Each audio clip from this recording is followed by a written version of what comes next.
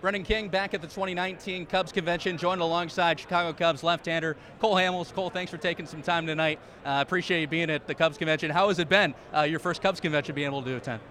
Oh, it's been nice. I mean, I've heard tremendous things about it. I've had a lot of teammates and friends that have played with the Cubs, so they kind of let me know beforehand, how it's a really fun experience and something that I'll remember for a long time. So I'll see if I can try to make a few of them. Getting right into it, coming to the Cubs last year from the Texas Rangers in exchange for former South Bend Cub Raleigh Lacey. When you got traded to the Cubs, was there an immediate comfort factor that you're coming to play at Wrigley Field in front of 40,000 people a night? Oh, of course. I mean, it's there's an energy that you have here at Wrigley, and I think that's why it's always become one of my favorite places to play as a visitor. And I think it really brings out the best. And when you have a group of guys that the Cubs have and that are here to win, especially what they've been able to do in the past, it makes it even more enjoyable just for the fact that everybody really is not taking things for granted. Every day is a day that we're going to win. We're striving to win. So it's a place that you really do understand that baseball is an art. People are there to watch you do what you do, and you want to give them the best. You mentioned some success as a visitor, obviously with the no-hitter, July 25th, 2015. Just put that in the words and how special that day was. It was a sold-out Wrigley, obviously, and by the end of it, I think everybody was rooting for you to do it.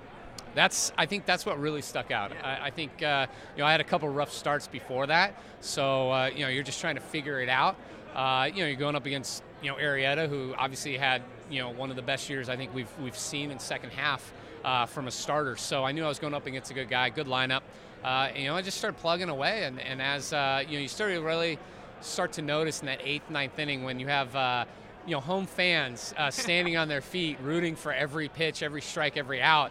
That's when the emotion kind of builds up, and that's when you're doing something special in a very special ballpark, very special city. So for me to come out on the better end of that, it was something that I'll always remember. I was able to have my wife in the stands, which is rare sometimes on the road, and especially when you do something great, shouldn't have to watch or hear about it from TV. So it was great for her to be there in person. And it's just a tremendous memory for all of us that were a part of it. Great teammates that a lot of them are no longer in the game, so we have that together.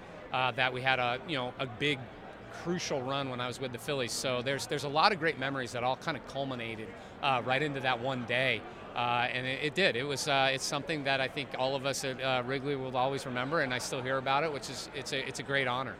How excited are you to get back at it in 2019? Spring training is just around the corner. It is. I think every time the Christmas and the New Year's hits, that bug starts to kind of creep in, and everybody gets excited. There's only so much that you can do in an inside gym, throwing and indoors.